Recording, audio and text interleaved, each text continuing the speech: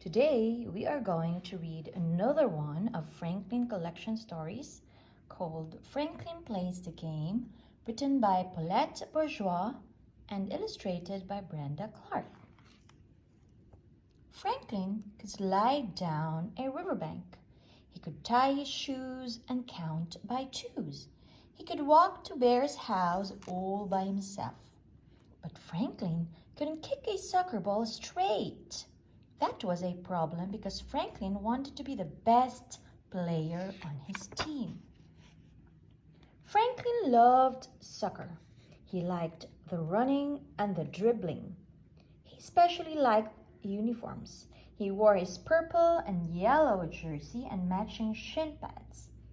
Even when he wasn't playing soccer, sometimes he slept with his soccer ball and dreamed of scoring goals. Before every game, Franklin practiced in the park. He kicked the ball with the inside of his foot again and again. He did warm-up stretches and cool-down walks. Still, Franklin had trouble. He couldn't run very fast, even without a soccer ball between his feet. And when Franklin kicked the ball, it never went where he intended. Goose watched Franklin's ball fly into the bushes. "I'll never score a goal," said Franklin sadly. "Neither will I," said Goose. "I keep forgetting the rule that says I cannot use my wings unless I'm the goalkeeper. Everybody gets mad at me." Goose showed Franklin how wide her wings stretched. Beaver was watching too. "And I'll never score a goal," she said, "because my tail is so long and heavy that it drags me down." She ran for a bit. Franklin and Goose could see the problem. "No wonder we never win any games," grumbled Franklin. It was true. Franklin's team had not won a game all season. Bear's team won every game. Losing didn't bother Coach. She said the same thing before each game. "Let's have fun out there." Losing didn't bother Franklin's parents, who shouted, "Nice try," whenever Franklin got the ball. But it bothered Franklin a lot. "What's wrong?" asked Franklin's father. "I never score a goal," answered Franklin. "But you try and you have fun," said Franklin's father. "That's the important thing." Franklin nodded. That's what all the grown-ups said, but he really wanted everybody to cheer for him. He wanted to score a goal. It wasn't only Franklin who felt that way. Each of Franklin's friends wanted to score a goal. But the harder they tried, the worse they played. Franklin forgot where to stand. Goose forgot what to do. Whenever the ball came to Franklin's teammates, they rushed toward it.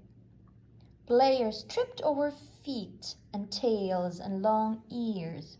They crashed into a heap. Coach helped untangle the players. You have to work together as a team. You have to share the ball. But it wasn't easy to do. Their team lost again. It made the players feel sad. Franklin huddled inside his shell. Beaver tucked in her tail and Goose folded her wings. The other team crossed the field to shake hands. "Nice try," said Bear. Franklin didn't come out of his shell. Bear bounced the soccer ball up and down. "Come on out, Franklin," said Bear. Franklin poked out his head. At that moment, Bear's ball was coming up. Franklin bounced the ball off the top of his head. It went flying straight to Goose.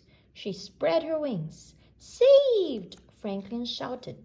Beaver was so excited that she flopped her tail up and down. "That's it!" cried Franklin. "What's it?" asked Bear. Franklin smiled at Beaver and Goose. "I think I know how we can score goals," he said, patting his head, "but it will take some teamwork." Every day until the next game, Franklin and the team practiced in the park. Coach helped them work on a special play. They giggled and laughed and dribbled and bounced. They played in the rain and slid in the mud. One day, Bear came by. "What are you doing?" he asked. "Just having fun," said Franklin. He could hardly wait until the next game. It was time for the final game. The teammates huddled together. "Let's show them what we can do," said Franklin. But within the first minutes of the game, Bear's team scored a goal. "Team," said Coach, "it's time for your special play." Goose went into the goal. She used her wings as much as she wanted and made 3 spectacular saves. The crowd cheered. Goose spotted Franklin on the field and tossed the ball to him. It landed on Franklin's head. One strong bob, and Franklin sent the ball soaring to Beaver. With a swish of her tail, Beaver passed the ball to Rabbit. He lifted his big foot and kicked the ball into the net. Franklin's team scored! The teammates jumped for joy and hugged one another. For the rest of the game, they played their best. Franklin even headed the ball twice, but nobody on his team scored again. Bear's team scored one more time to win the game. Coach gave all her players a ribbon.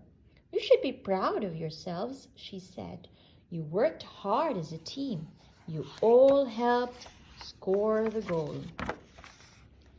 Franklin's parents invited the team out for a treat. "Why?" asked Franklin. "Our team didn't win." "You look like winners to us," said his father. Franklin had to agree. They were tired and dirty and happy. Sure signs of a winning team. The end.